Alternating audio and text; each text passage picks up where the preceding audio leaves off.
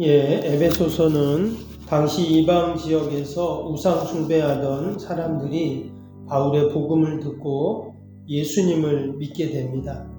그러나 온갖 어려움이 있습니다.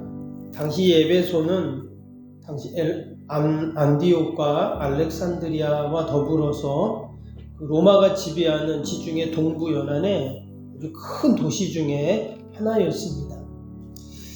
그 도시 중간에 아데미 신전이라는 큰 우상의 신전이 있었습니다. 때문에 그 지역에 사는 사람들은 다 그 아데미 신을 믿는 사람들이었어요. 근데 그들이 복음을 듣고 이제 예수님을 영접하고 그들이 성도가 되었습니다. 당연히 그들이 신앙생활 한다는 것이 너무나 힘들고 어려웠어요. 그런데 이 바울이 이 고린도 교회에 편지를 보내면서 이 에베소 교회에 편지를 보내면서 1장 1절에 뭐라고 말했냐면 이런 말씀이 나왔습니다. 하나님의 뜻으로 말미암아 그리스도 예수의 사도된 바울은 에베소에 있는 성도들과 그리스도 예수 안에 있는 신실한 자들에게 편지하노니 그랬습니다. 그 에베소 교회에 신실한 자들이 있었다는 거예요. 그 어려움 가운데서도 끝까지 그들이 들은 그 복음, 그 진리를 그들이 수호하고 또 지키고 전파하면서 주님의 교회를 신실하게 세워가는 그러한 믿음의 성도들이 있었다는 것입니다. 그러면 저와 여러분이 우리 석병교회의 신실한 성도들인 줄로 믿습니다. 그래서 바울은 그 에베소 교회의 신실한 성도들을 생각하면서 너무 감사해서 1장 6절에 뭐라 그랬냐면 내가 기도할 때 기억하며 너희로 말미암아 감사하기를 그치지 아니한다 그랬어요. 늘 바울이 기도할 때 그 에베소 교회 성도들이 생각났다는 거예요. 그래서 하나님께 감사했다 이런 고백을 하고 있습니다. 어떻게 그 힘든 상황 속에서도 지역에서도 그처럼 멋지게 신앙생활을 하는가 그러니까 생각하니까 너무나 하나님께 감사했습니다. 우리 석병교회도 눈이 오나 비가 오나 기도의 자리를 지키는 분들이 계시죠. 누가 알아주나 알아주지 않나 묵묵히 봉사하는 분들이 계십니다. 늘 주님의 교회를 풍성하게 채워가는 그러한 우리 믿음의 성도들 하나님께서 우리를 다 귀히 여기시고 또한 하나님의 은혜와 복으로 다 채워 주실 줄로 믿습니다. 석병교회 지난 60년 동안 그런 믿음의 성도들로 인해서 우리가 지금 여러분 이 자리에 있는 줄로 믿습니다. 우리가 아름다운 신앙과 이 아름다운 전통들을 우리의 다음 세대들에게 잘 전수해 주어야 할 줄로 믿습니다. 바울이 1장에서 그렇게 하나님께 감사하고 기도하면서 오늘 2장에서는 본격적으로 구원의 은혜에 대한 이야기를 하고 있습니다. 그것을 신학에서는 구원론이다 이렇게 말하고 또 구원받은 성도들이 함께 모여있는 것이 교회잖아요. 그래서 또 교회론에 대한 말씀들이 2장에는 쭉 나옵니다. 우리가 어제 2장 1절에서 10절까지 보았습니다. 거기는 뭐가 나왔냐면 우리가 구원받기 전 우리의 모습과 또 구원받은 이후의 모습에 대해서 이야기를 이제 하고 있습니다. 우리가 이전에 구원받기 전에는 어떤 모습이었습니까? 2장 1절에 보면 허물과 죄로 죽었던 너희 이런 말씀이 나와요. 우리가 구원의 은혜를 받기 전에는 그 구원의 선물을 받기 전에는 다 허물과 죄로 죽었던 자들이라는 것입니다. 그 허물과 죄가 뭐였습니까? 세상 풍조 따르고 공중권세 잡은 자를 따르는 그런 불순종의 아들들 가운데 역사하는 영을 쫓아가는 그런 삶이었다는 거예요.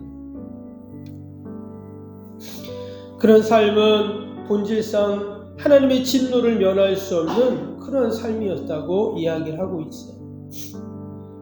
그러나 4절 이후부터 나오는 말씀들을 보면 하나님이 우리를 너무나 사랑하셔서 진노를 받을 수밖에 없는 자들이었지만 그 아들 독생성자 예수 그리스도를 우리에게 보내주셔서 우리를 본질상 진노의 자녀들의 그 자리에서 우리를 하나님의 자녀의 자리로 옮겨주셨습니다. 뿐만 아니라 주님의 부활과 승천과 영광의 자리까지 함께 참여할 수 있는 그런 은혜를 우리에게 베풀어 주셨는 줄로 믿습니다. 그래서 2장을 쭉 읽어보면 이 하나님의 은혜에 대한 말씀이 많이 나오죠. 5절에도 은혜가 나오고 7절에도 은혜라는 단어가 나오고 8절에도 나오고 계속 하나님의 은혜가 있다, 하나님의 은혜를 주신다 이런 말을 하고 있어요. 여러분, 기독교가 다른 종교와 다른 것이 뭐가 있다고 했죠? 여러분, 다른 종교에도 우리가 정확히 다 알 수는 없지만 다른 종교에도 여러분 부활이 있습니다. 부활이라는 교리가 있어요. 기독교만 있는 게 아니에요. 그들이 부활은 우리 교회에서 기독교 주님의 부활과는 다른 부활이지만 그런 교리들이 있다는 거예요. 그런데 여러분, 기독교만 있는 게 있습니다. 은혜라는 단어예요. 오직 은혜는 교회에만, 또 성경에만 이 은혜라는 단어가 나옵니다. 왜냐? 하나님은 은혜의 하나님이시기 때문에 그렇습니다.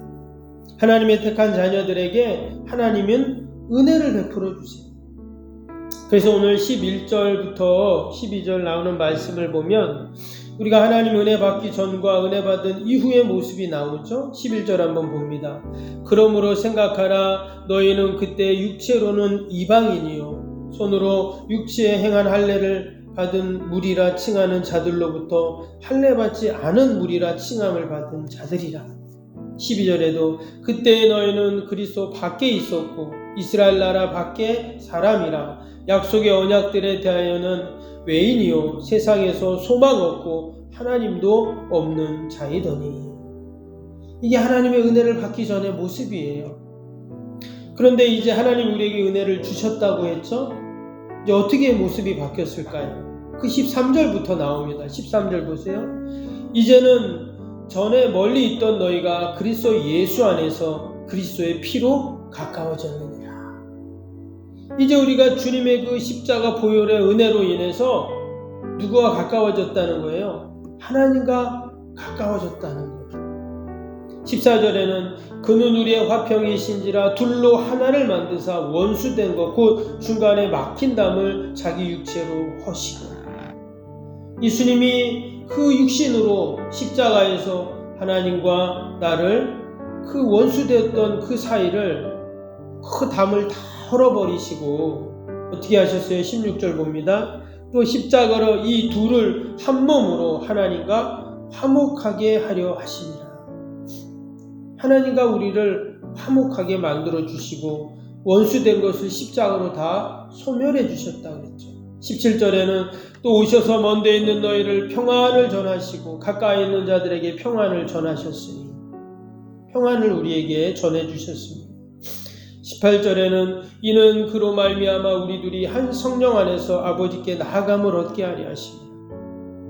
이제는 우리가 하나님의 보좌 앞에 담대히 나아갈 수 있는 그럼 이런 은혜를 베푸셨는 줄로 믿습니다. 19절에 그러므로 이제부터 너희는 외인도 아니요 나그네도 아니요 오직 성도들과 동일한 시민이요 하나님의 권승이다. 이제는 우리를 천국 시민으로 삼아주시고 하나님의 권석, 하나님의 식구로 우리를 다 맞아주셨습니다. 그런데 마지막 21절, 22절을 보시면 하나님이 우리에게 은혜를 주시는 궁극적인 이유와 목적이 나옵니다.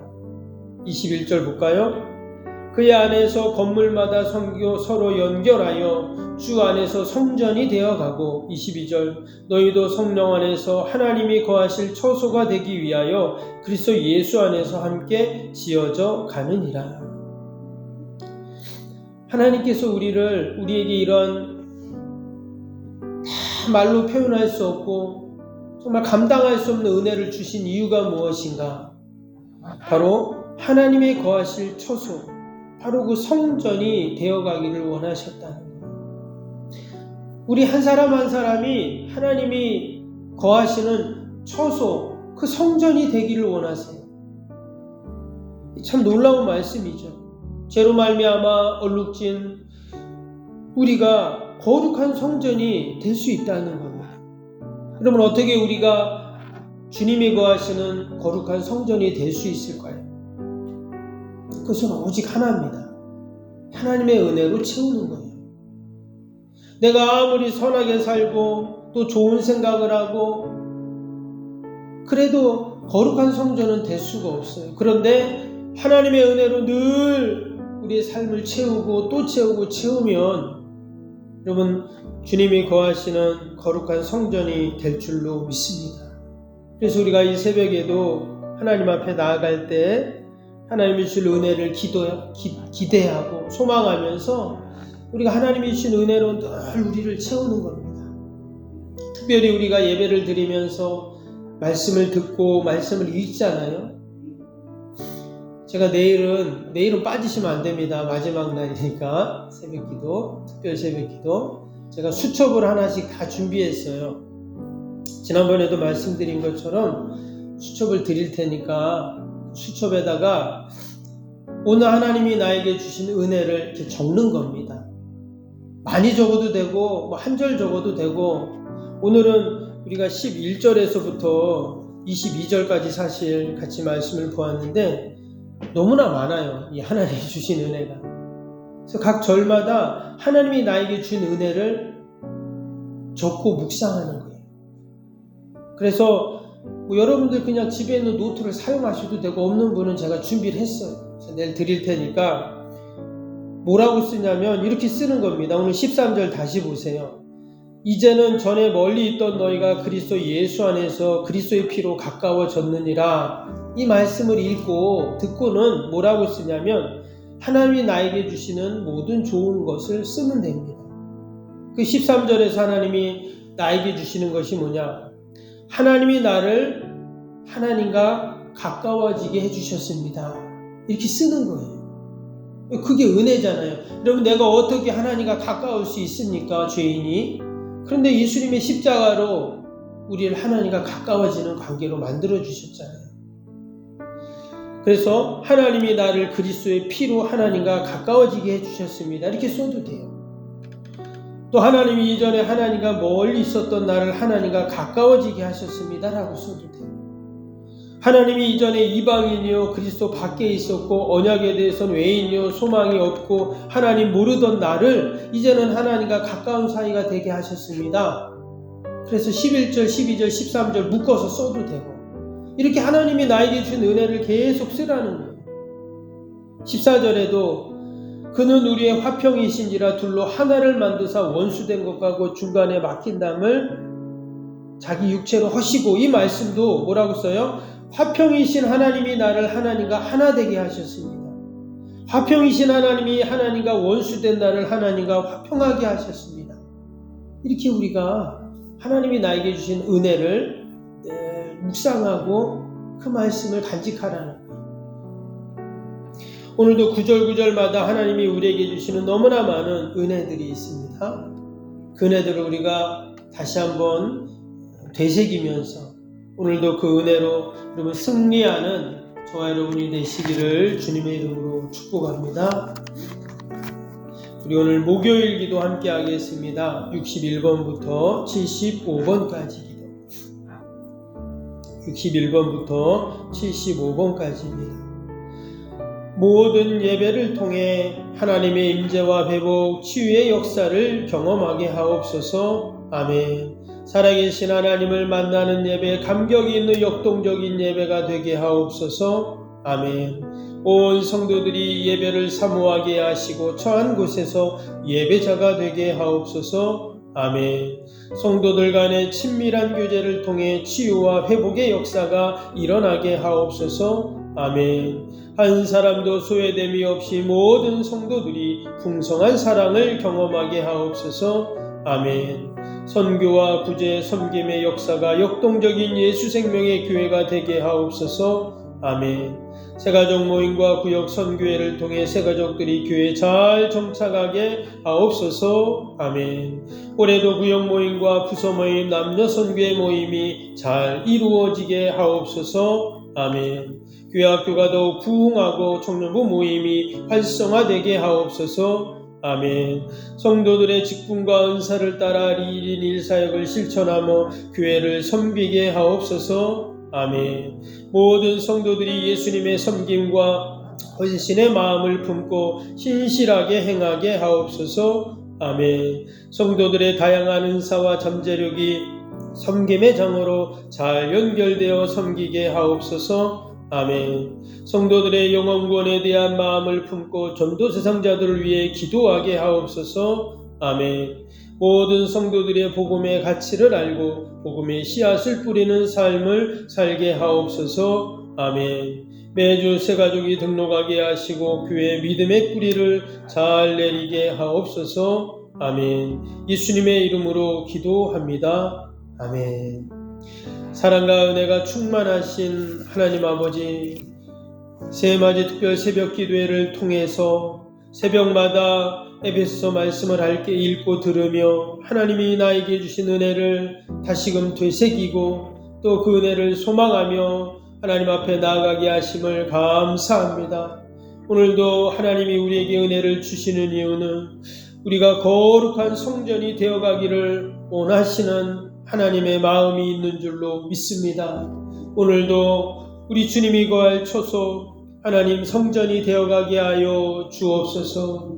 오늘도 하나님 영광 돌리는 복된 삶이 되게 하여 주옵소서.